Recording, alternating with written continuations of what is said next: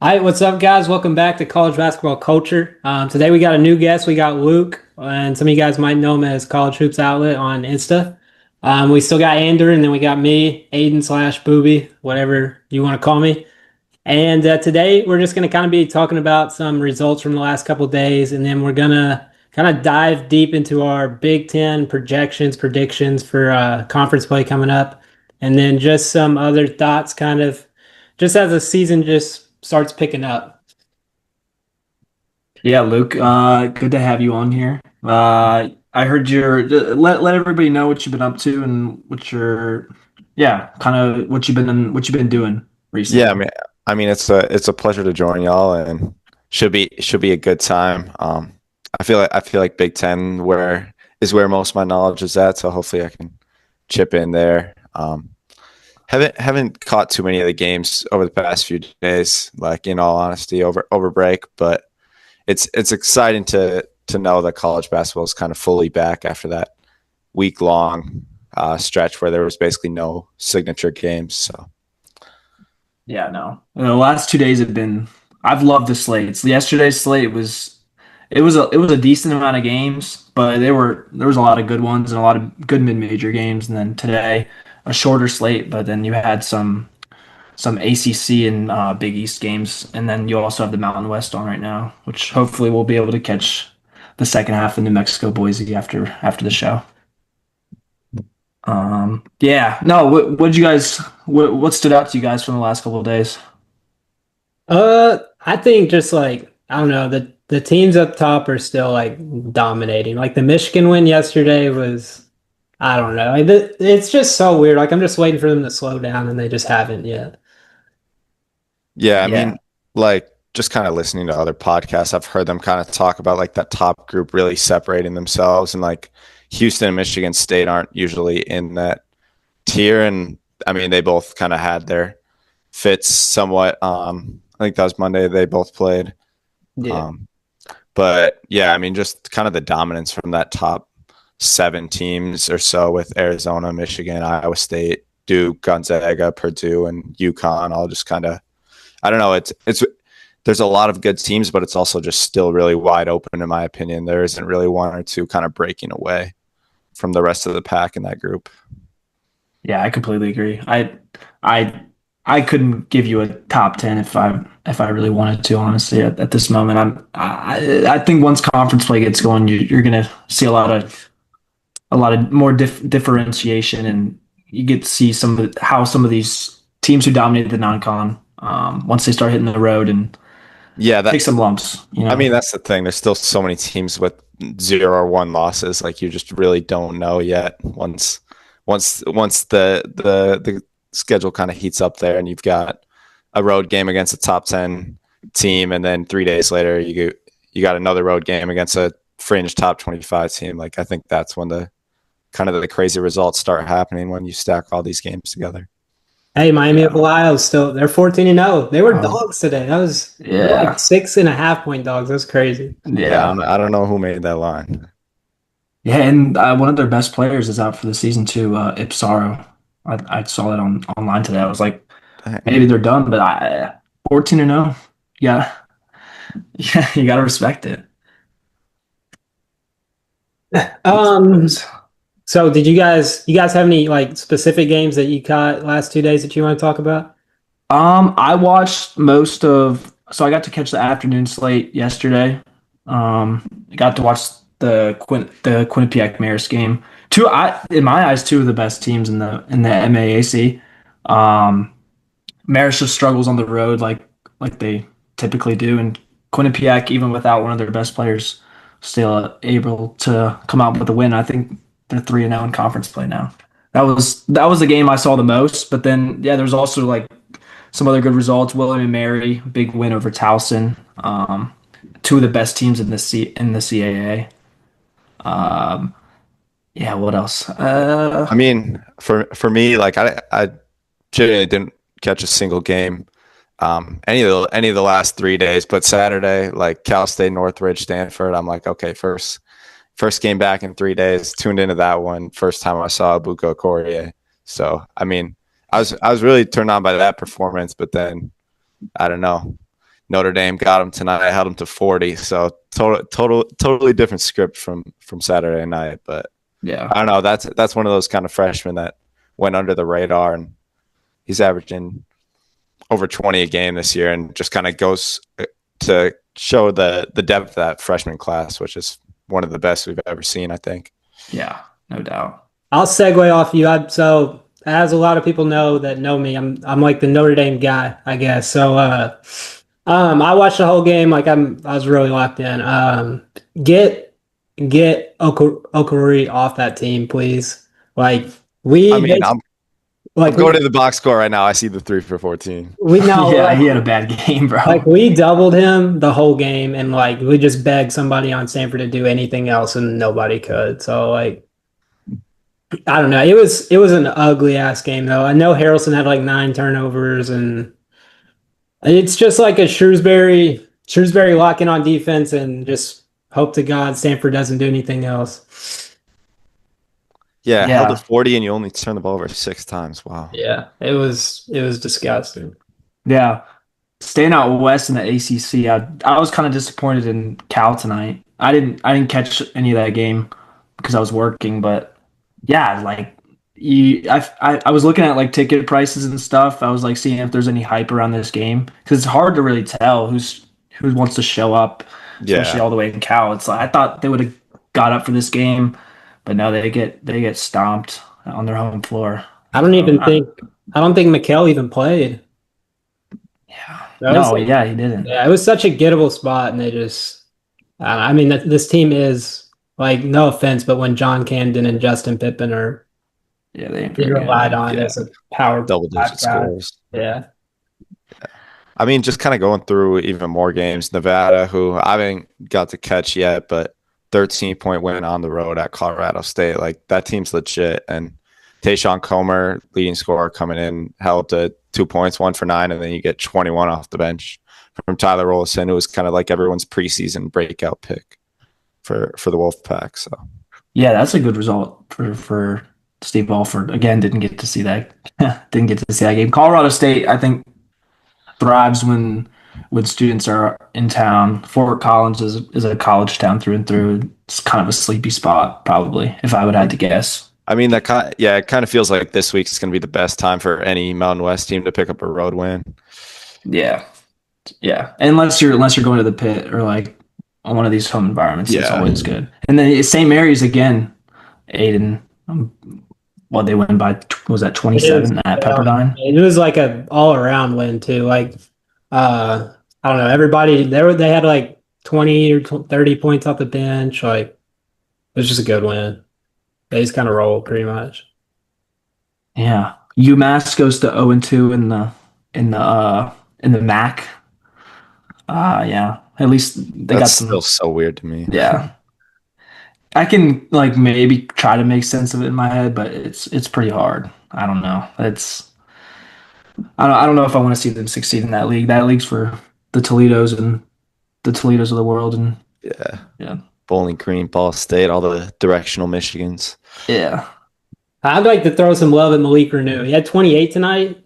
I saw the tweet that like on evanmia.com, he's like the best scorer in the country, like statistically, or the most consistent scorer in the country, or something to those lines. So, and like Miami came back. I know I watched some of this game. Pitt went on like a 22-0 run, and then Miami just kind of cut it back, and DeMarco Minor went out for like a couple minutes with an ankle or a calf thing, and they just came back and they won. But the depth for this Miami team is going to kill them. But like they're 6 with Dante Allen off the benches.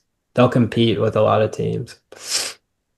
Yeah, I was surprised to see them come back and win that, because when I checked the score in the first half, they're down like 15 points. I was like, Pitt. But nah, Pitt still sucks. It's that roster.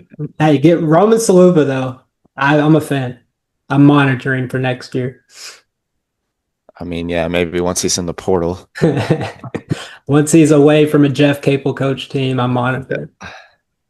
Seton Hall wins at Marquette. That line kind of scared me off to bet them, but yeah, Marquette continues their struggles after was that Zay Lowry dismissed from the team after a quote unquote altercation.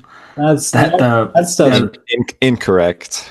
yeah, the incorrect description of the altercation.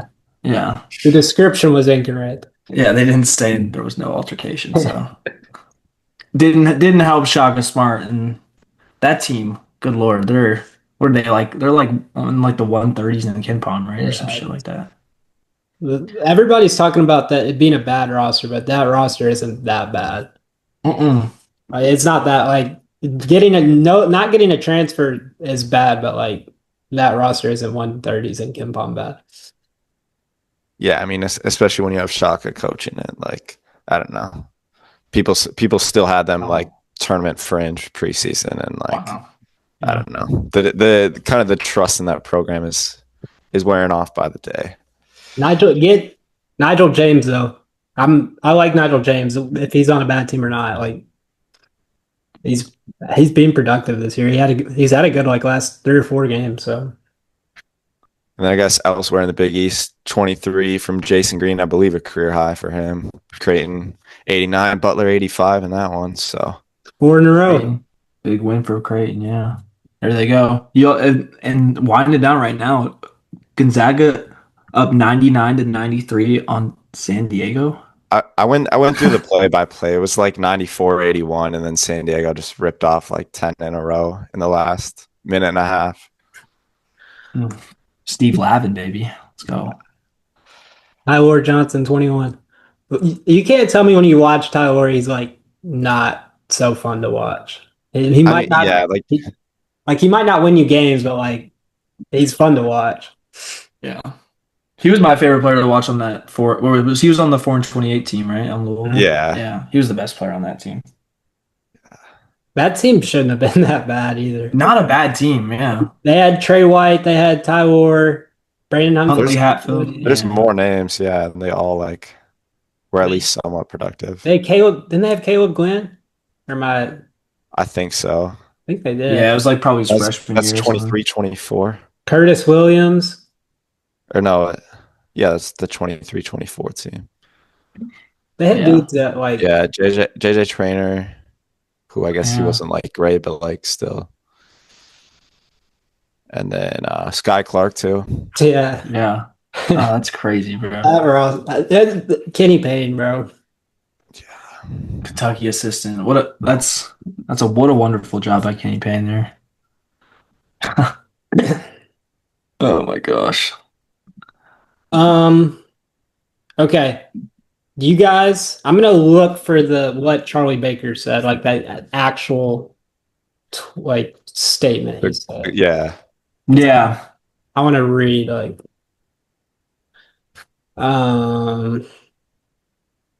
okay.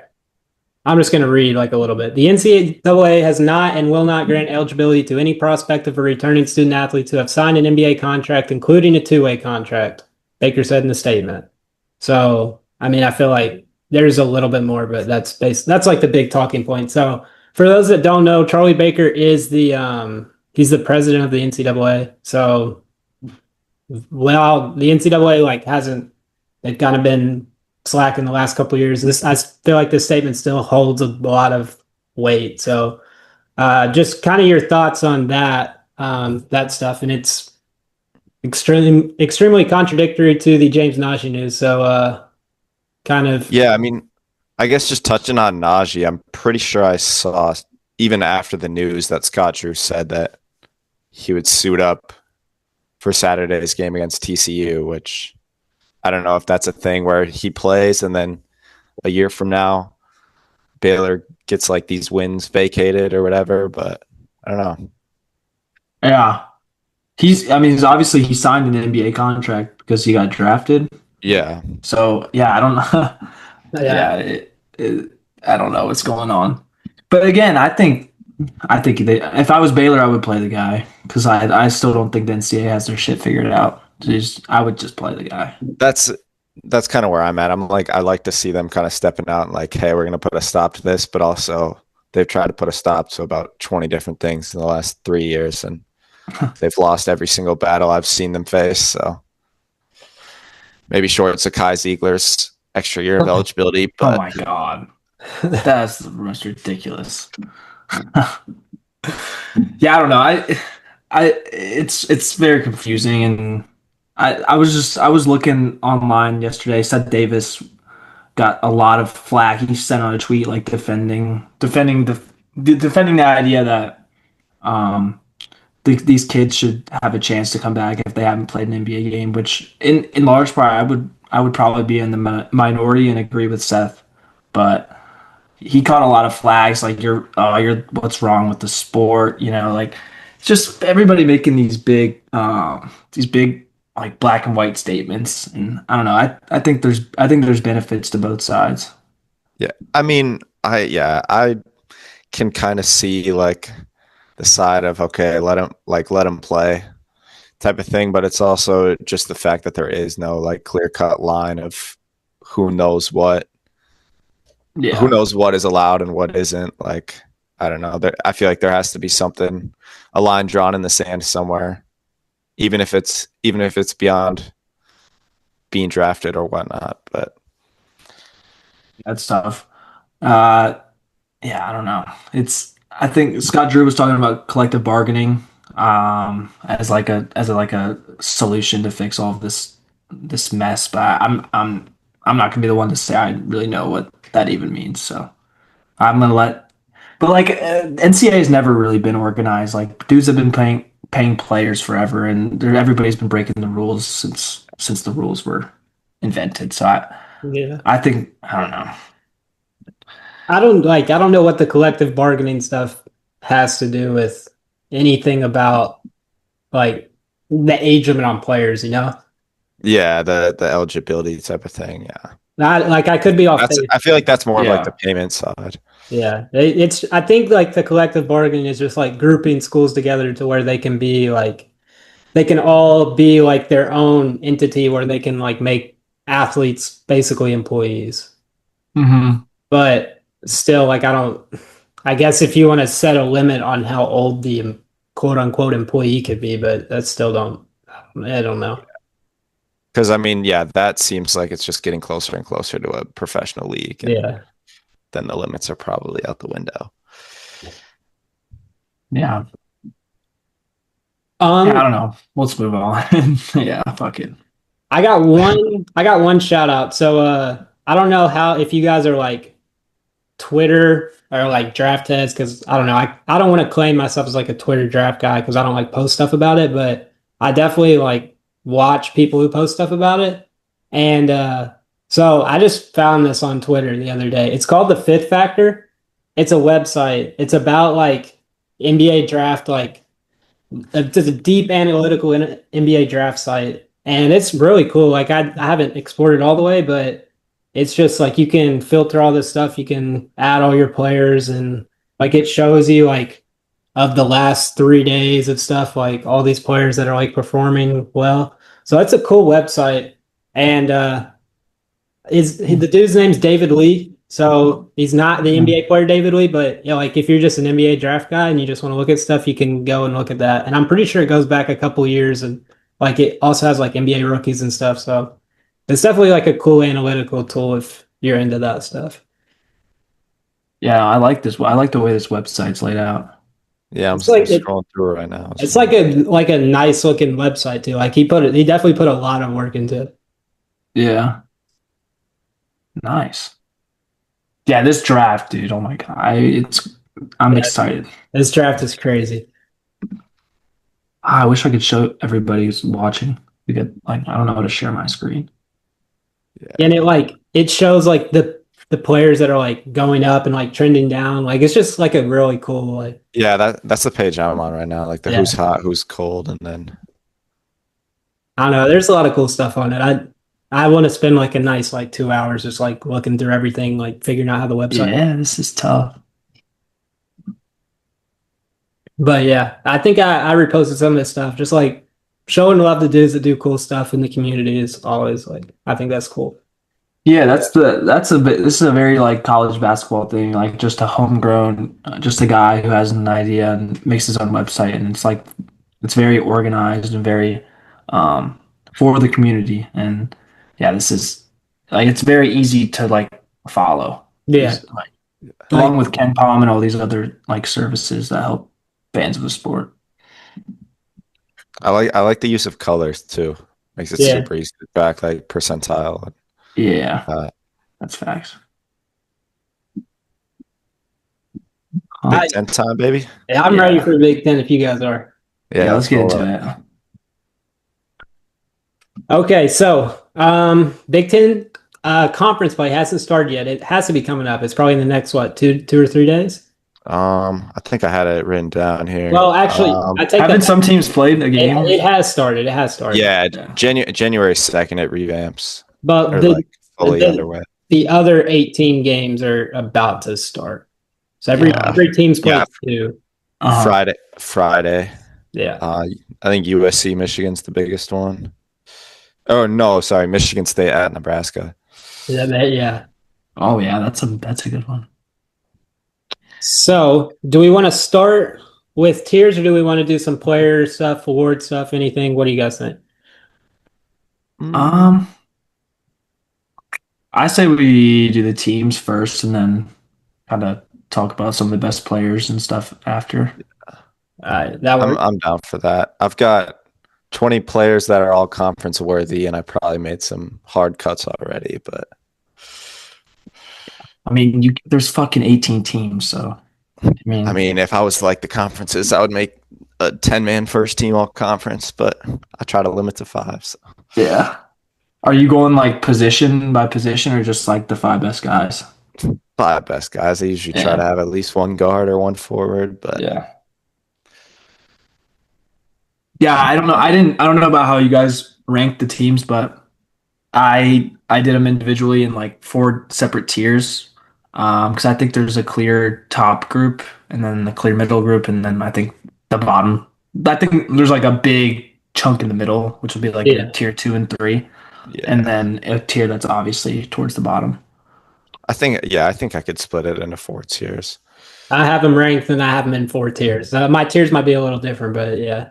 Okay. You just guys want to start from the bottom or from the top? Let's do bottom. Let's Yeah. All right, work our way up. Yeah. I'll start. Rutgers is they're in my bottom tier pretty easily. Yeah, they're Yeah, bad. yeah, I have them as last place finisher. We don't have to talk too much about their roster, but I think Steve Pikiell's buyout's like $30 million or something. Is it really? It's like a ridiculous number. I So mean, he said they have like a 36-year-old with four kids on the way, so I think, I saw that. That was I think he awesome. should be able to help him out. but yeah, I mean that roster is disgustingly bad. Yeah. And like, yeah, they were bad with two top 10 picks. So it's just not. But like at the same time, like, Rutgers can't move on from Pikiell. He's had their best success since like probably like he's like kind of like Mark Stoops was to Kentucky football. It's like Rutgers basketball had been nothing until this guy got here. So I don't kind of got to be careful like running them out of town. That's kind of my thing. Like, can it really get any better? Yeah, Yeah. the last year experiment was just so I don't know. They just ran out of money to build around the two guys, and then it just didn't work out. They just And I have, mean, it's also just what it wasn't what Pike Hill was about. So yeah. it's just the whole roster build and everything. We'll get into a slightly better roster, but not much better. I have Penn State at my like second worst team in the conference, so in my still my bottom tier.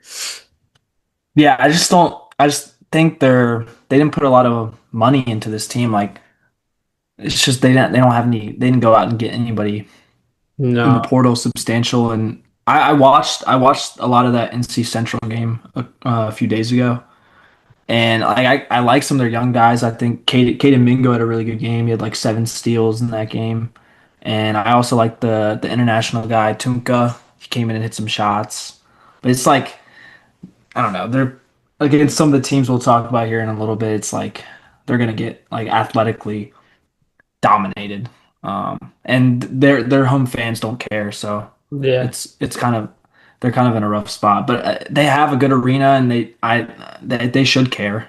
And like we've seen Penn State be a really good home court advantage when they had Um, all those guys. What was that guy? What was the guy who posted everybody up and then kicked it out from him? Uh, Jalen Pickett, Yeah, booty like ball, Shrewsbury yeah, ball. yeah, Not like Mingo. I like Freddie Deloney. They're basically it's the Dylan Mingo sweepstakes or bust, and I don't think they're gonna get Mingo. So I don't know if they move on from Rhodes, but it's definitely getting to that point where like it's just kind of a dead end right now. Yeah, I yeah, mean, they're just like I feel like they can't really compete at the level of the Big Ten. Like lose by 34 to Pitt. They played Michigan State pretty close the other week, but blown out by Indiana. Like I think that's just going to be a kind of a theme where they go on the road, get blown out by these teams. Maybe have a couple home games where they provide a scare, but I don't really think any team in the top half of the Big Ten will drop a game to Penn State, and frankly, really the any team outside the top or any team outside the bottom four rather should have too much of a trouble, especially on their home floor. The football situation for them, I think, is also like killing them. Like they have no revenue because they're building like the $1 billion stadium, and then they also the James Franklin buyout was like 50 million. I don't know if they paid it full, but like I just don't think their athletic program has a lot of money to throw around right now. yeah. I think they'll probably just let it play out with Rhodes, kind of just leave him in the shadows for a few years while they figure everything out. But it's unfortunate. I like Rhodes as a coach too.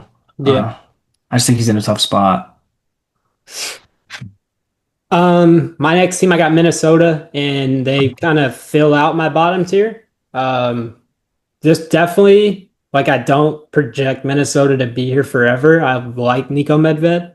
But still, first year the roster is iffy. I'm not buying Cade Tyson to continue to average 25 in conference play for the rest of the year. Um, but I don't know. This isn't the worst team in the Big Ten. I'll say that.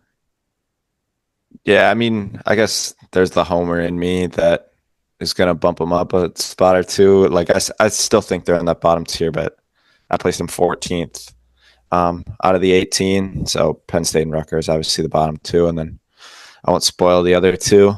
But I don't know. They showed that Indiana game like they can pick these teams off at home. Like Medved still kind of knows what he's doing, even if they're outmatched, like you saw the Purdue game. But I don't know. I like this team to win a handful of their games at home and hopefully get a couple surprises on the road, kind of like last year. So Yeah, I would probably have him a little higher, around where Luke has him, just from a pure like motivational standpoint with Nedved as first year head coach and Minnesota being historically a good home team.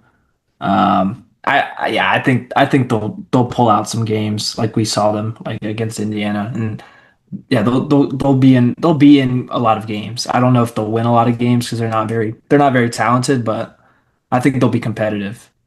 Um, which you can't. I don't know if you can say that about Rutgers and Penn State. I don't think they'll be competitive in a lot of those yeah, I games. mean, I would definitely say within the tier, there's kind of a utter trash tier between Rutgers and Penn State, and then you kind of Yeah, have the teams that just aren't as good as the rest of the teams above them. But yeah. We'll just keep going with your rankings, Aiden, and then All right. react off of them. Um, my next tier, I got Maryland. Um, the Buzz Williams experience is, I don't know. It's been okay. They've been injured, and do we know how serious the Pharrell Payne stuff is? I don't know. I don't either.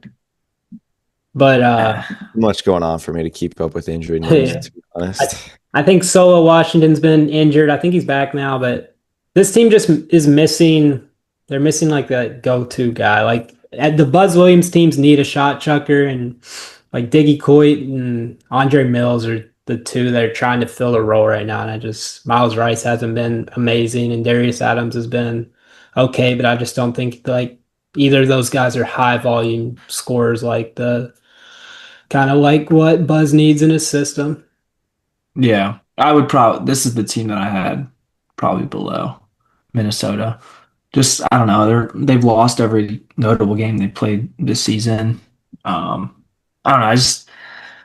Not a fan of their roster. Not no great guards, and they've got your Buzz Williams forwards who will rebound the ball, but I don't know. I don't like this team, but I do looking ahead at their Big Ten opener. They got an important game against Yeah. Oregon. That's a Yeah. that's a big one. I mean, that's two games they can kind of pick off right away, Oregon and then Indiana. Yeah, because they have At the good they have a Xfinity. good home crowd. Yeah, Yeah. Yeah, I think I mean, you draw the similarities with the first year head coach as well. It's pretty similar to Minnesota. Like you have a team that's going to show some fight. Obviously, for Alpayne's injury is kind of the ultimate question mark, but I don't know. I have like my official record projections went through, and I had Minnesota 7-13, Maryland 5-15. So it's like I don't know, a game or two flipped either way. Yeah, I mean, Your team's really close. So. they'll compete in a couple games, but I just like the guards are young and just not. They're not Wade Taylor, and they're just not like. I don't think any guard on this team's gone for 30 anytime this season. I think Coit had a like 40. Yeah, A no, he 40 did piece. actually. Yeah, He hit like didn't he hit like 10 threes or something? yeah. That was in a bye game that they almost lost. Which one was Yeah. it? It was Mount St. Mary's in overtime. Yeah, they had. Yeah, he Yeah, had. they needed every 41. bit of those. 8 of Yeah. 10 from 3. Yeah, he made all his threes in the season in one game. Dig. Yeah. Well, net. I will just move on. I have Northwestern as in my next tier, so they're still in the same tier with Maryland, kind of my tier three. Um, I this Northwestern team isn't bad. I like, especially like Arlington Page is like clicking on this team. You still have Nick Martinelli. The guards are iffy. Like I'm fine with Jaden Reed. Jordan Clayton's okay. But I just don't think it's like a Northwestern team. They'll compete in the Big Ten. They'll probably finish 8-12, 7-13, and they'll be all right. Yeah, this is like where you officially enter the could be any of these teams finishing at this place tier. I don't know. For the next like I don't know, 6, 7 teams, you got a lot of similarities. But yeah, I would probably have Northwestern towards the bottom of that middle tier. Just because yeah, they're not as talented at the guard position as previous years. But I do like Nick Martinelli, and I know he was hurt. So it's good to have him back as they gear up for conference play, opening at home against Minnesota. So that'll be I a mean, good one. this is another team that's kind of in this situation where they lost all their big non-conference games. They beat DePaul and South Carolina each by 2, but like fringe top 100 teams, and then came up basically just short in every single other chance they had. Butler, Oklahoma State, Virginia, and then Wisconsin and Ohio State, 2 conference games, but also lost those. It's kind of a team that I just don't feel has enough really to make a run for the tournament. But yeah, like you said, I think 8 wins is probably about right on of where they'll finish in the Big Ten. Yeah, like a Chris Collins team will always have you in it. Like all of their losses are within 5 points, besides the Wisconsin game. But like they don't have the Boo Booey to go get you a bucket at the end of the game this year. And I think he went out and made them the tournament 2 of those years basically by himself. So I I think that they need like some magic, and I don't think they have that this year. Yeah, I do like I'm a buyer on Trey Singleton in the long term. Like I think he'll turn into a really good guy for Collins in the future, and then maybe if they get Page back next year, but I don't know. It's just an average Big Ten team. It's an average Northwestern team under Collins. So okay, this kind of wraps up my. So I have my bad, and then I have my they're not terrible, and then we'll get into like my next like any of these teams could basically win any game in the Big Ten, but I have Oregon right on the outside of that, which might be a little lower on Oregon than some people, but I'm just out on this team. Like Nate Biddle's been iffy all year; he's been hurt. Jackson Shelstead is like he just never took the true leap that everybody thought he would last year. And like he's still consistently okay, but I don't think he's not like the 20 a game guy that kind of people thought he would be. And then The depth of this team for me is just so inconsistent. Kwame Evans has played better this year, but he's not. He's still not the 5-star Kwame people thought he would be. And then I don't know. The hype take for Wee Lin in the offseason, like right before the season started, he's been terrible. Like every game I watch him, he's terrible. So Yeah, I mean, I put out a like Big Ten projections preseason. Waylon wasn't even on the team by then, I don't think, and I had like people like telling me like, "Hey, man, like you got to update this. Like he'll be all conference." I'm just like, "Okay, like I'll wait and see." And now, yeah, those are some comments I would go back to, but yeah. Yeah. Just and Oregon just always confuses me. I've just it's such a random team because they're so talented. You look at this roster, it's like I don't I know how mean, they're I don't know. I mean, yeah, if you look at like Sean Stewart, Kwame Evans, like recruiting rank, Yeah, just from like yeah, rank, like these yeah. are talented players, but But it's just like I mean, I'm with Aiden. I'm fully out on this team. This is a team I had another team I had lower than Minnesota. I had them 15th. I don't know. You're relying on Biddle and Shellstead. Both have been banged up, and then you really get nothing outside of those two. Like I think it's just recipe for disaster. I mean, they're just so missing like the Koisnard or like even TJ Bomba last year was like a connector for that team. They just don't have that this year. I mean, yeah, Bamba last year, Brandon Angel, and then obviously Cuisinart and blanking on names from that team. I mean, that team had Dante when he was healthy too. Yeah. So. Yeah. Dana Altman, he'll win a couple games and then maybe he'll find his way into the tournament somehow just because, but I don't know. I doubt it this year. I don't think so. Because like doesn't how many teams don't make the Big Ten tournament? I think they changed it. They changed it, maybe. I'm pretty sure it's back to 18. Oh, they all get in. That's awesome. But yeah, last year the bottom three got cut. Yeah, I don't know. I think you give everybody a shot. More games Yeah, to bet on. all 18 teams will make it. Yeah, awesome. Okay, so my next tier, kind of middle of the pack. Uh, this one's hard. Like I feel like anybody could go anywhere. I have Washington numbers. Let's see. I think they're number 12 It'd or be 11. 12, I think. Yeah. Yeah, So number 12, and like I hate to put this Washington team there because this is a decent Washington team, but they haven't won any of their big games outside of like USC so far, and it's kind of like a hurt USC. So, but Haynes Steinbach is an NBA dude. They still have Des Claude, Zoom Diallo, Wesley Yates. I haven't watched like a ton of Washington, so I don't want to speak too much about them. But like I feel like if they click, they can be good and just kind of ride off Steinbach. But I don't know, they haven't put it together yet. yeah.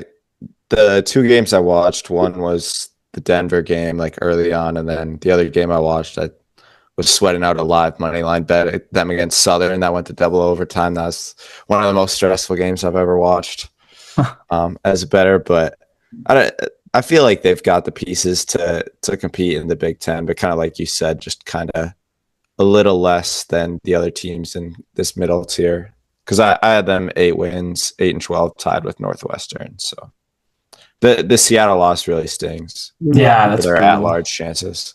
Yeah, I like them to be good at home.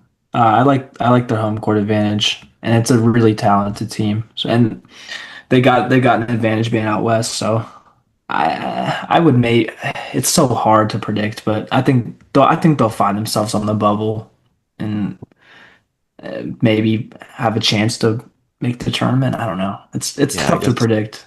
Yeah, if I they want go to be eight, optimistic on these teams, but a lot of them are gonna not make the tournament.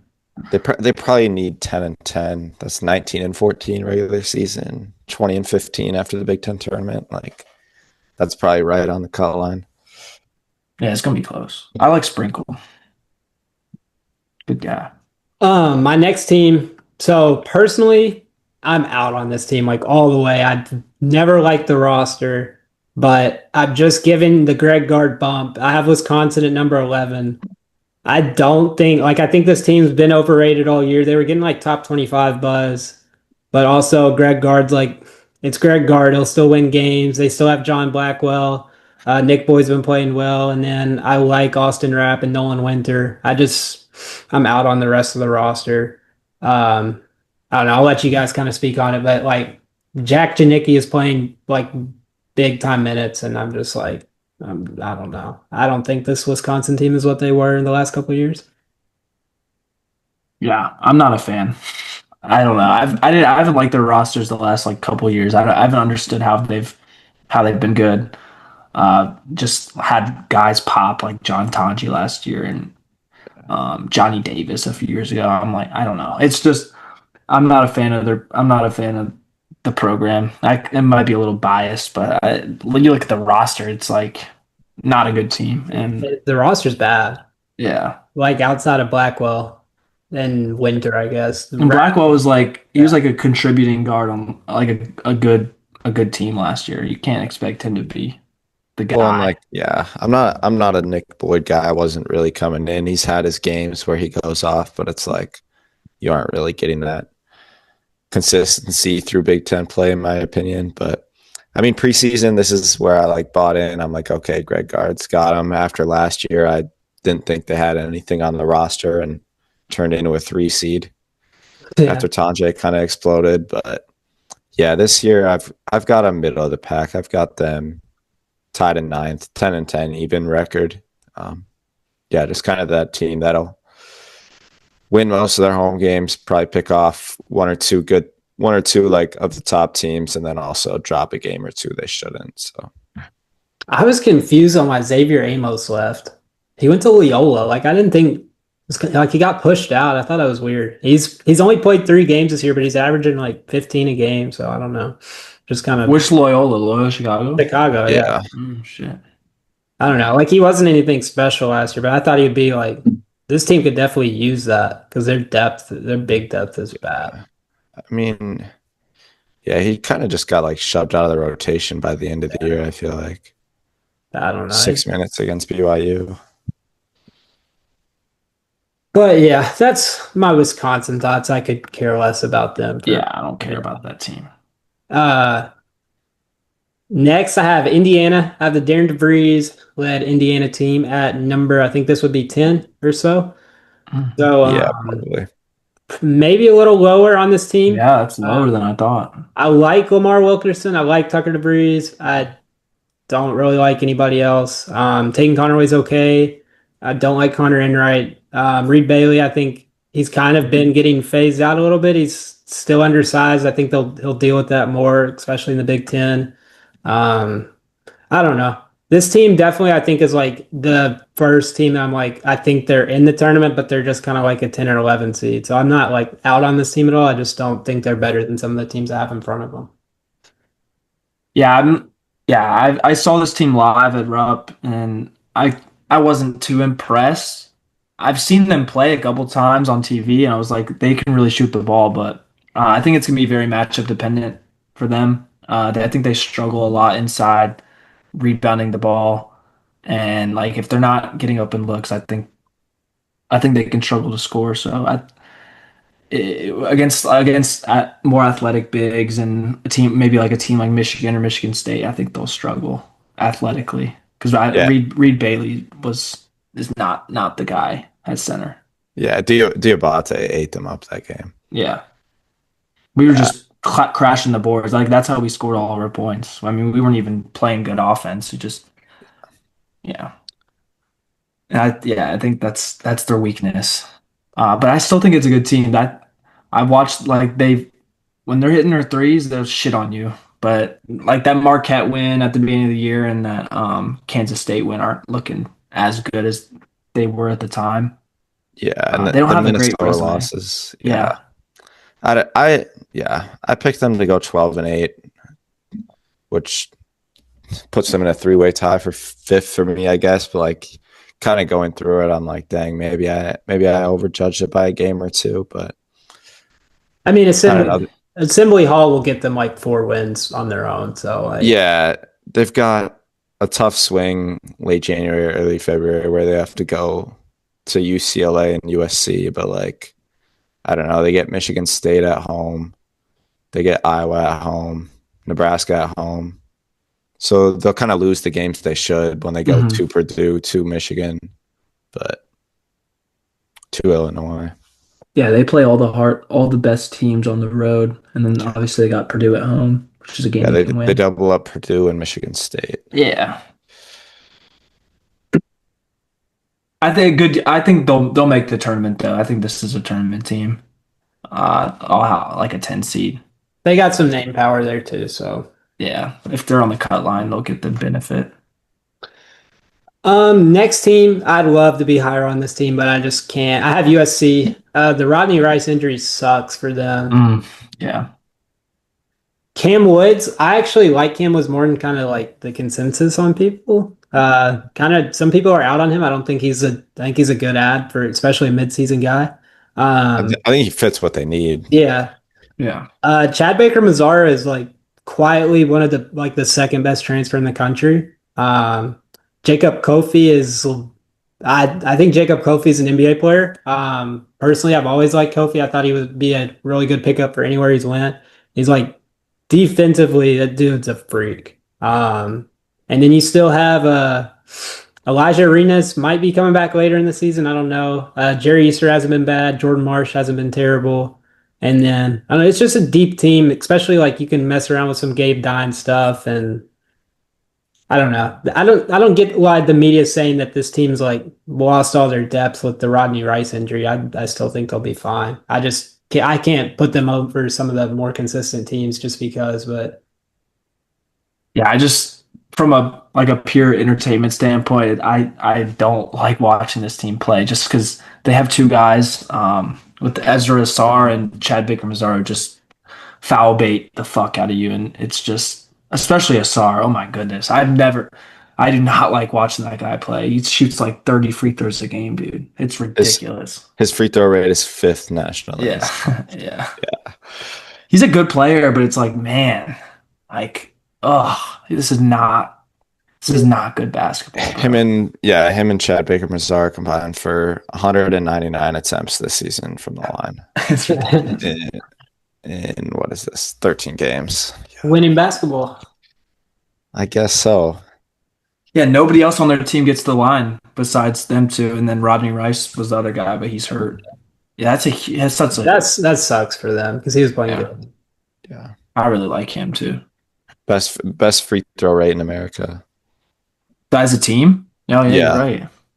Yeah, I have them going 10-10. The Rodney Rice injury definitely kind of slows the momentum they have, like 12-1, and we're kind of talking about them like a middling team after winning the Maui. But yeah, there isn't too much spark.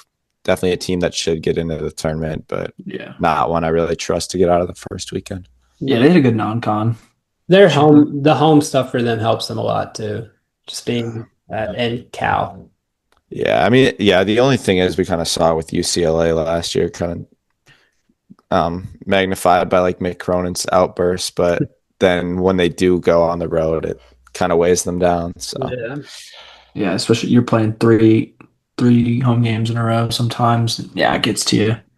And I don't know if their fans really care. Again, it's like, and there was once or twice last year where I know for sure with UCLA, like they would come home to play a home game, and the team they were playing had been in Los Angeles for longer than they had.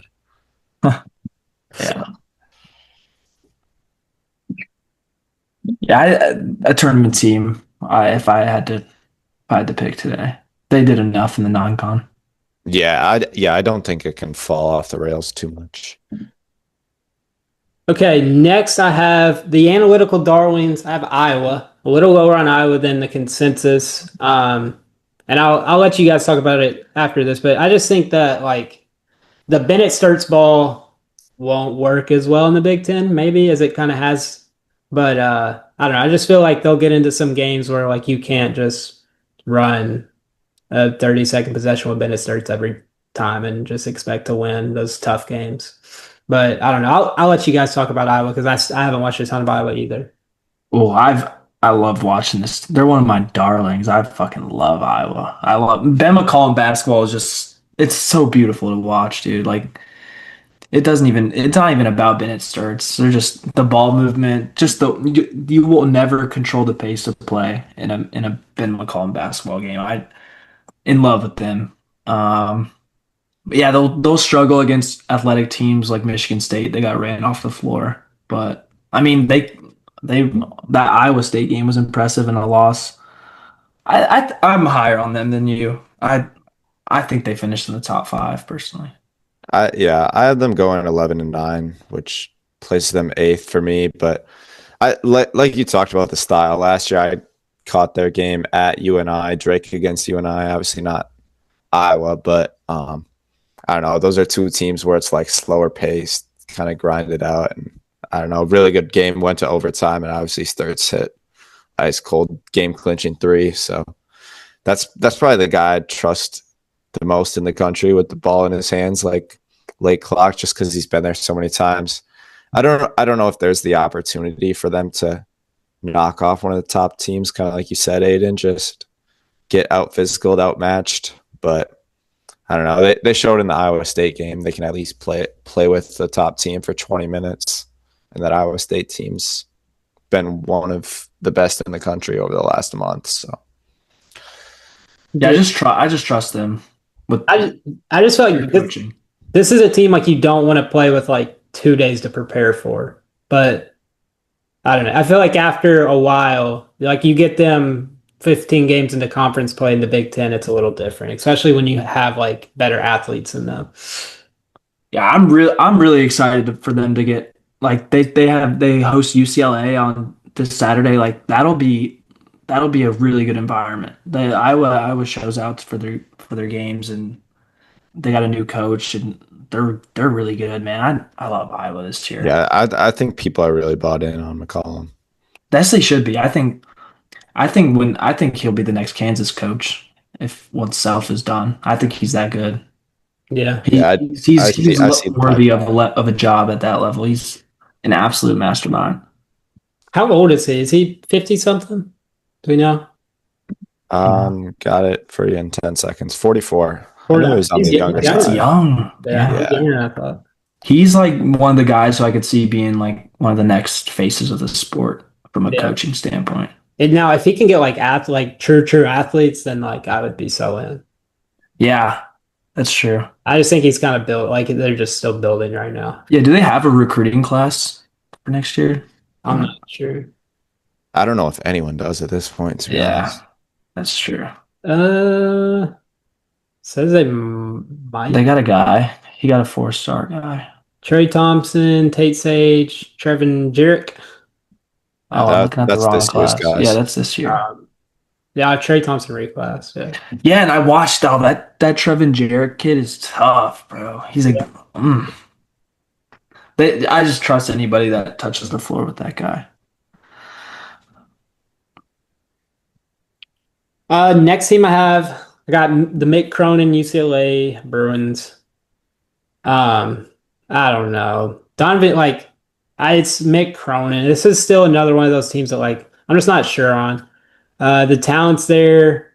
Tyler Bilodeau's been playing better, but, like, again, it's Tyler Bilodeau at the five. They kind of ran into that problem last year because Xavier Booker's still not Xavier Booker that everybody wants him to be. But I don't know. Bilodeau, Daly, Dent, Clark, and Trent Perry when he's healthy is still like the talent is still there. Oh, I'm bought in. Or like I would buy some stock if people are not bought in. Like that Cal loss is pretty brutal, but I like the way I think the way Mick Cronin plays is suits a Big Ten schedule, and he's a good motivator. I think they'll finish top 5 or 6 again. Yeah, I think Dent, I mean, outside of this UC Riverside game, he didn't play really too much, but he's kind of started to find his groove after I thought he struggled for a stretch there, especially the Cal game that I watched when they lost. Like, I think that's kind of the key is get him up and rolling. Yeah. 2 of 20 from 3 this season. Yeah, that's kind of a problem because that's not his game, but like it just opens up a lot more if he can be somewhat respectable there. Yeah. from outside. Sky Clark, on the other hand, 50% from three. And Yeah. then kind of just like tearing it out, I guess I have UCLA as the top team in my second tier is what I would call it. Yeah. Outside the top four. We haven't talked about the guys from Columbus, I guess yet. Yeah, No. they're Yeah, you're a so little high on them, I I'm guess. high on Ohio State. I like Ohio State. Bruce Thornton ball. Oh yeah. But the Pittsburgh loss. Now I watched the Pittsburgh game. That's a terrible loss. The DeMarco Minor like half court heave to beat them. That's 2 years in a row too. Yeah. Zach Austin did it to him last year. But I think like Bruce Thornton's going to keep him in a lot of games. Mobley's been on and off this year, but like when he's hitting, Mobley's like disgusting as a shooter. And then they haven't really had just that go-to big guy. And I don't think Tilly's going to like tear up the Big Ten or anything, but he's definitely better than Sean Stewart and Aaron Bradshaw. So I don't know. And Devin Royal's taken a leap, so I like this team, and the depth is better than it has been. So that's just kind of where I think they're just talented at the top, and that'll keep them in a couple games. And people are out on Jake D, where I don't think he's a terrible coach, like a lot of people say. Yeah, I don't think he's terrible. I like to see him without Bruce Thornton here. Next season probably. Yeah, I think it's a good team. What ranking would this be? Sixth. Okay. Yeah, see, I probably have them 8 or 9.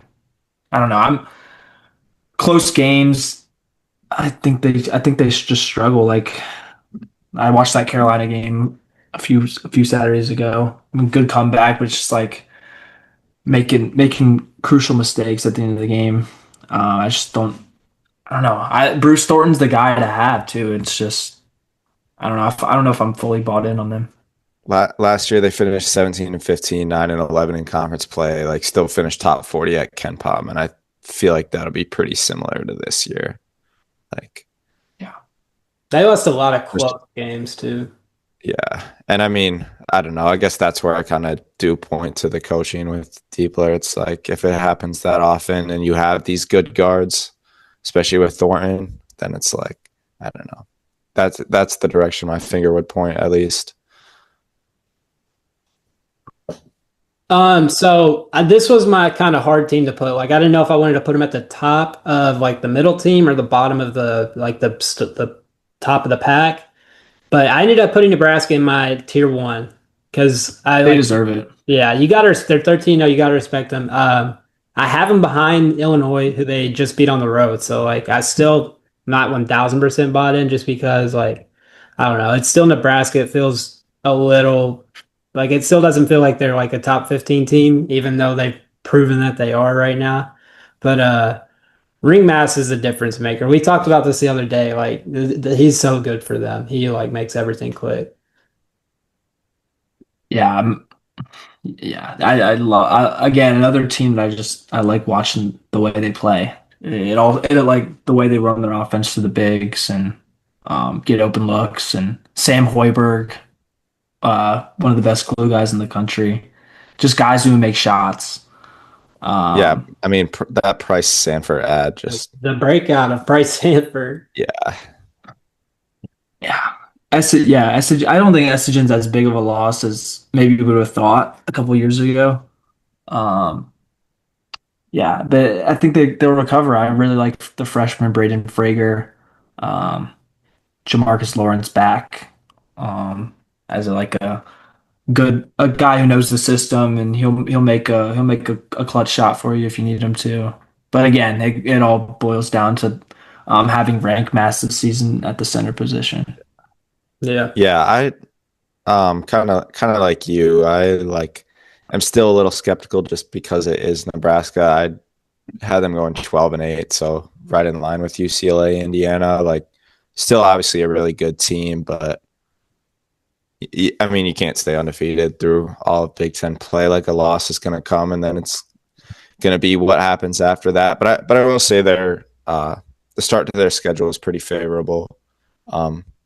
Obviously, Michigan State at home, that's kind of a big one. If you win that, the wheels keep going. But two winnable away games, in my opinion: Ohio State, Indiana, and then you get Oregon, Northwestern, Washington, Minnesota. Your next four, two home and two away. Like, I don't They know. can win. Was that? They can win That's 4 out that's of the those first 5. seven. That's the first 7 games. Like, Yeah. Yeah, they I feel could like a 5-2, 6-1 start is really feasible there. they could be like easily 19-1 going to Michigan. That'd be Yeah, yeah. Yeah, that'd be awesome. It would be like a 14-point dog in that game. being Ridiculous. 19-1 or 20. Okay. Number 4, I have the Balkans. I got Illinois. Um I'll let you guys take it because I've watched Illinois, but I'm just like, I don't know. I haven't formulated an opinion on this team yet. I really like them. I'm bought in. I think I had them in my top 3, or I had them in my tier 1, for sure. I like the way they play. I think the international guys are all really talented, and I think Kylan Boswell really ties it all together. I think he's having a great year for them. Um, yeah, I'm bought in on them. Maybe maybe they struggle in like the bright lights. Like I watched that Connecticut game in MSG, and like some of those Euro guys just looked like they were like kind of like starstruck by the environment. But I don't know, at home, I think they'll get behind their guys. They'll learn how to play in these bigger environments, and I think this is the one of the more talented Illinois teams in recent memory. I, yeah, I think the last time I actually like fully sat down and watched them was the Texas Tech win they had, which I kind of knew coming into the season like Kylan Boswell is going to be like a guy that gives you the impact both sides, but Stojakovic, I wasn't fully bought in on. He's been great for them. He's great in that Texas Tech game. And then Keaton Wagler, the freshman, has been another ad where it's like he wasn't really supposed to be much, and now he's He's a key piece because Thomas Ivicic has been like basically a net zero, I feel like, all season long, which he's is like someone who I thought was all Big Ten. he's turned into an NBA player. Like he's on like first round like mock boards. He's had back-to-back Ken Palm MVPs too. He just had 10 assists in their win against Southern, and then he had 22 4-4 against or 22 8-4 against Missouri. So Yeah, and he's still not shooting the 3 well too. So yeah, yeah, I'm bought in on them. I think they get a good draw. I think Brad Underwood could take this team to the Final Four. Yeah, I mean it's a team that can actually shoot this year. So yeah. Okay, number 3. So still in my number 1 tier. Number 3, I have Michigan State. Um, I was out on this roster at the start of the year, and then you just watch them, and they just like win, and it's just like it's weird because Cooper or Carson Cooper is like he was not a good basketball player, and he's turned into like a really productive basketball player for them. Cohen Carr really hasn't even had a good year, and they're still winning, and they don't have like a true shooting guard, and they're still winning. So like I don't know. I just respect this team, and they just find a way to do it. And Jeremy Fears is like turning into a Tom Izzo guard, and so I don't know. What do you guys think about Michigan State? Because I have them 3. I think they'll do what they did last year in the Big Ten. They'll be top 4, top 3. Yeah, I think you got to give them their flowers for their non-con. They got some really good wins. But again, I don't know. In the back of my mind, I'm like, this is like my eyes are not showing me a Final Four roster. So Yeah. I'm still kind of skeptical, and I think they'll go through a stretch where they lose a couple in a row. I don't know. I'm not as bought in on them, but they proved me wrong, so I could continue to be wrong. yeah, I mean, for me, like obviously, they're gonna rebound the heck out of the basketball, and I think that's kind of where their consistency stems from. And then obviously, Fierce has been elite this year. His assist rate is almost 51%, which is just insane. And then, kind of piggybacking off of what you said, Andrew, like the Final Four roster, you don't really see. I would say like they're pretty similar with Illinois for me. I have them both 15-5 in the Big Ten, but it's like Michigan State. If I have to pick one of those two to make a Sweet 16, my life depends on it. I'll go Michigan State, but if I have to take the Final Four, I'll take Illinois. Yeah, that's fair. You got Izzo. Yeah. I don't know. Izzo. He just Like it seems like a team that'll go to the Elite Eight again this year and then run into, I don't know, a buzzsaw, whether it be Arizona, Michigan, Gonzaga, whoever. Yeah, they burned me back to back to back times. I bet them. I bet Arkansas to beat them, and then I bet Carolina to beat them, and then I bet Iowa to beat them, and they like blitzed all three teams. So okay, number two. I'd say this is everybody's number two. I have Purdue. So pretty consensus there. This Purdue team's been kind of worse than expected. The defense is like I don't know, the defense is better, but it's still like not clicking how I think it like needs to be for them to be like national championship good. But I don't know. You'll always be like they're always going to be Final Four contenders when you have Braden Smith and TKR and Fletcher Loyer on the team. And then Oscar Clough is starting to actually really turn it on. So uh how do you And guys Daniel Jacobson. yeah, Yeah, Daniel Jacobson's I like love this team. a rim protector like is what they need to pair with TKR. So even Jack Benner's been playing better.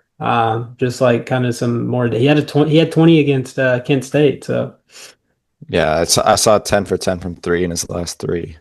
yeah, I think they win the Big Ten. Personally, I just trust Painter more. He's done it a lot more. I think I don't know. I think they could win out. I don't know. Michigan, we'll get to them in a second. They're so due to drop off, and I think Purdue's just consistently going to be there all Big Ten play. I think they win the league. I mean, yeah, and also another important factor, they only play each other once, and it's at Mackey, Yeah, which then kind of tie into that. good. Yeah, Painter's got the schedule on locks. Yeah. I Yeah. mean, with Purdue, it's still just that Iowa State game that just like throws me for a loop. Like you can see where it goes bad. Like Michigan hasn't really had that experience yet. But then obviously you turn the other way. Purdue's also had these big time wins. They beat Texas Tech by 30. They beat Auburn by almost 30.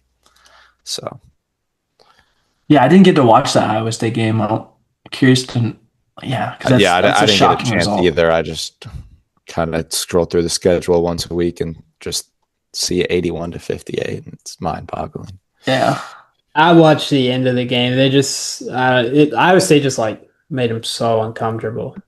I I mean, think yeah, yeah. Iowa State's the best non-conference team of all time.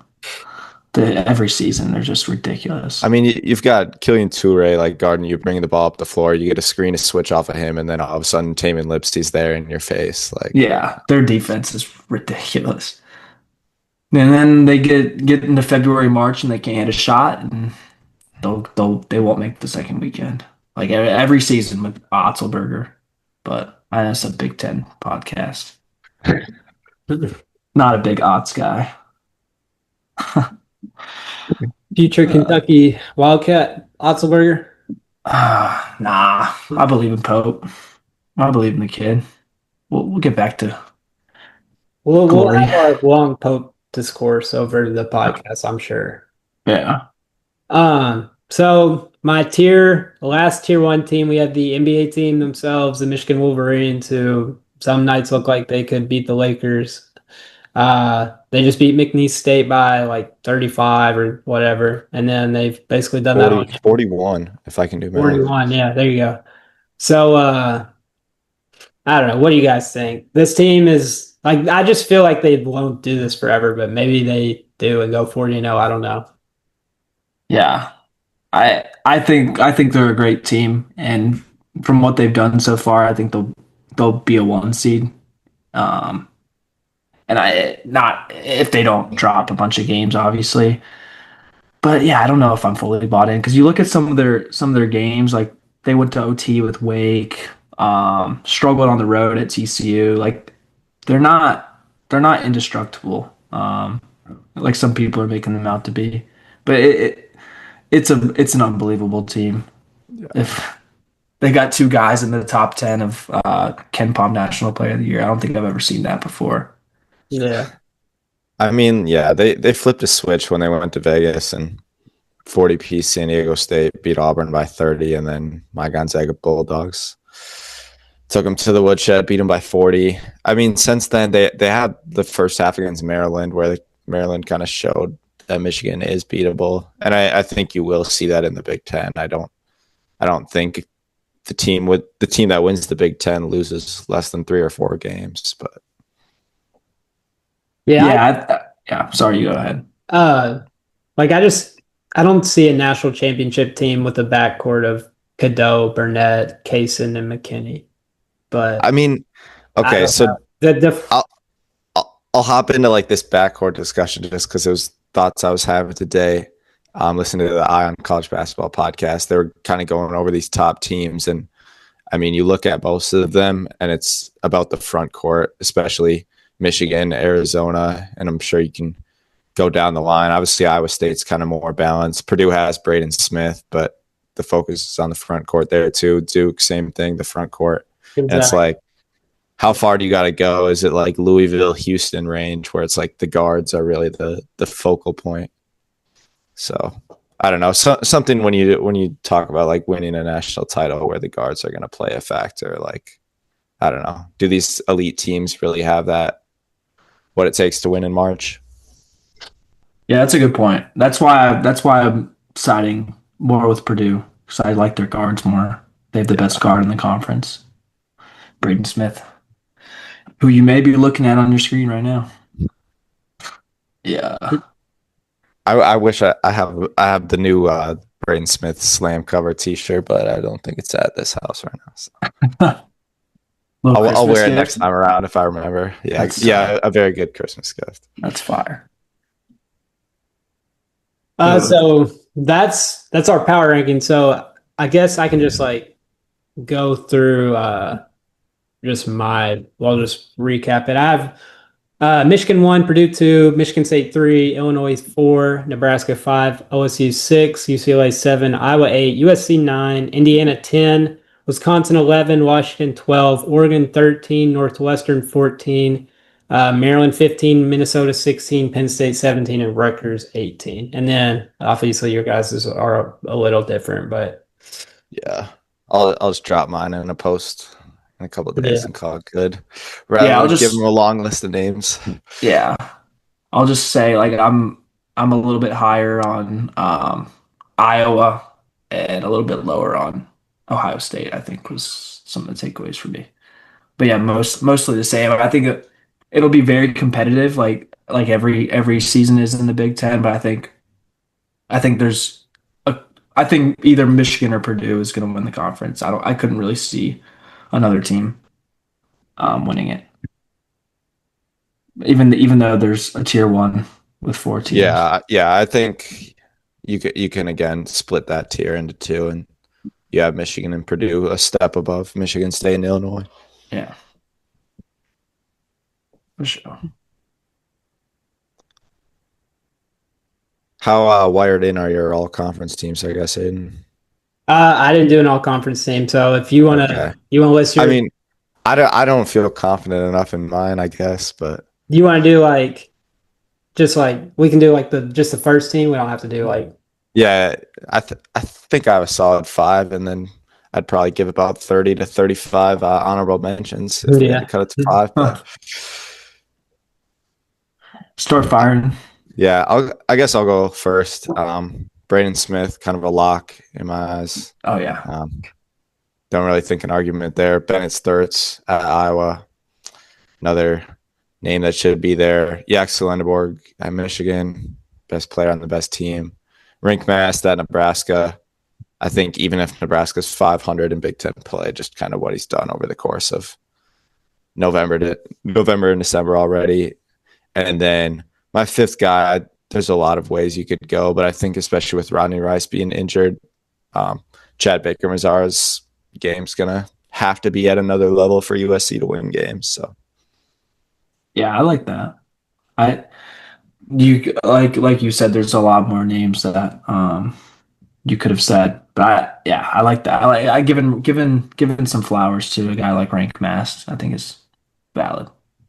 Yeah. Only person I would like give a shout to is Jeremy Fears, but that's like Yeah, that's first name off for me. yeah. Those six are like those are like the easy six for the first team for me. Yeah. And then yeah, there's other guys where it's like if their team has like a crazy run, like I don't know, if Indiana or Ohio State finishes really high, you might have to give Tucker DeVries or Bruce Thorne a nod, but Yeah. Yeah, Bruce will be on there somewhere. yeah. Um, yeah, it's just there's a lot of good players in the Big Ten. Um, would you guys have this second best league in the country after the Big 12, or maybe even the best? I think it's second for me. I th- yeah, I think I would end up leaning Big 12. At least like yeah, no, I would definitely lean Big 12. One because of the top. Like I think the top is deeper and then the bottom of the Big 12 has less garbage. The SEC's one on Ken Palm. I don't agree with that at all. Yeah, I don't understand.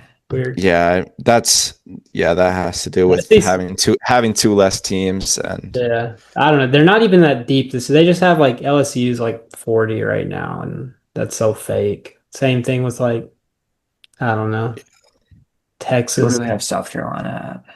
86. Yeah. That's valid. Dang, Ole Miss is down at 57. I feel like that's a team I kind of want to buy in on. Mississippi Yeah, State at 79. Like I don't think they're that bad. You still have I don't know.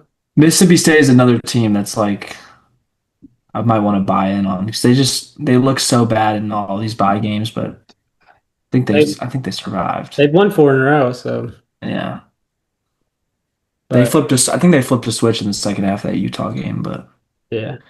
But yeah, like LIU beat them by 4, New Orleans overtime, Southeastern Louisiana beat them by 7. Like they're not great. that's where your Great metrics analytics come from. tank. Yeah, That's why, yeah, I'm looking forward to a lot of these conference openers because I think the side you side a lot with the points in a lot of these games just because yeah, conference play just is generally closer with the familiarity and teams either like get a new mindset or like more of an environment as well plays a factor. So it's more competitive games. I think Mississippi State will be a benefactor of that. Yeah. Yeah, you guys want to take a look at this like the rest some of this games coming up? Yeah. yeah. I Or guess kind of just focus in on these next couple of days. I guess before the weekend. And then I should yeah, probably hit the hay. But yeah, I want to get off before the end of this Mexico game. Let's see. Tomorrow, Fuck. UConn at Xavier. We have Virginia at VTech. are these afternoon games I'm seeing? Am Yeah, I looking on the right day? Oh, I guess it's New Year's Eve. Kind of forgot about that aspect. afternoon Bonnie's slate's lit tomorrow. Bonnie's at Yeah, TCU. North Texas at Memphis. Virginia Tech. That's a game I really That'll want be to fun. watch. St. John's at Georgetown. The Ed Cooley. Ed Cooley. Yeah, he's back, right? Yeah. Watch your face. What might get hit by a water bottle. Ed Cooley. Yeah, that's still like probably one of the 5 most insane things to come from this season, and we have an NBA draft pick suiting up on Saturday. So Yeah. Oh yeah, that game will be awesome too. There's just a lot to look forward to, man. Wake at NC State. Steve Forbes will keep it close for a little bit, probably. They probably will, yeah. I like that 9.5 right there. NC State. Yeah, it'll be a holiday crowd. Noon tip. Um, yeah. And then Saturday slate is loaded. I assume we'll probably do another show before we could probably preview that Yeah. yeah, the weekend. I would hope Thursday or Friday get something. Yeah. Yeah. I don't know. Just looking through um, Loyola Chicago Rhode Island tips off the day. I'll go back to the well with Loyola Chicago. I will too. I think they're just going to ruin the A10 this year. They're going to still probably go 6-12, 7-11, but they're going to take away that league's chances of winning or of getting 2 bids. Yeah, but in a game like this, yeah, you take the points all day. Rhode Island laying 10.5. I Not bet, against yeah. anybody. Well, I guess I'll probably sit and wait for another 5 games. They are like 1-12 against the spread, but like, yeah, I think as the season goes on, they're gonna pick off. I don't know. There's so many top 100 teams in the A10 this year. Like a game like Clemson at Syracuse is something I'll probably have some eyes on, just because it's an interesting spot for both teams. I really want to see where these teams are at off the break. So I think there's probably some weather in Syracuse, so we'll see how that affects the crowd and everything. And yeah, there's just yeah, ACC play is fully on tomorrow, and a lot of other good games in the mid-major ranks. Got your A10 openers for a lot of teams. It's gonna be a good one. But yeah, I need to get off, get some sleep, fellas. I don't know about y'all. Yeah, Uh, I'm just scrolling Thursday quick, straight mid-major games, and then yeah, I guess Friday the big one, Michigan State, Nebraska. Oh yeah. yeah. You guys got any predictions for OSU Miami? I know it's not a basketball game, but it's like the premiered thing on TV for tomorrow, I guess. Oh, that's tomorrow. Yeah. Well, Is that the only game tomorrow? it's Thursday. It's And then the other no, it's tomorrow. It's tomorrow. tomorrow, yeah, and then the other 3 semis are Thursday, I think. Yeah. I like Ohio State. I They think not 9.5's a lot. yeah, I don't know. Like it is. I don't know if Ohio State wins a game like 23-13. Yeah, I haven't been as caught up on college football, but I just like that Ohio State. I like the energy they got. I think they could go back to back. All I know is I got a future riding on Texas Tech, so I'll be tuned into that one. What's But the future? National champion? yeah, preseason That must have been a fat plus slip. 12,500. So that's Oh my God. How much did you put on that? 10. Oh my God, that's Yeah, cashing out for over a band, right? yeah, If it no. hits. Oh my God. All right. No hedge, no hedge this game, and then we'll see what happens past that. But There you go. That's awesome. yeah, All right. Well, yeah. So tomorrow's New Year's Eve, and then we'll try and get some in sometime around then. Yeah. So yeah, thanks for coming on, guys.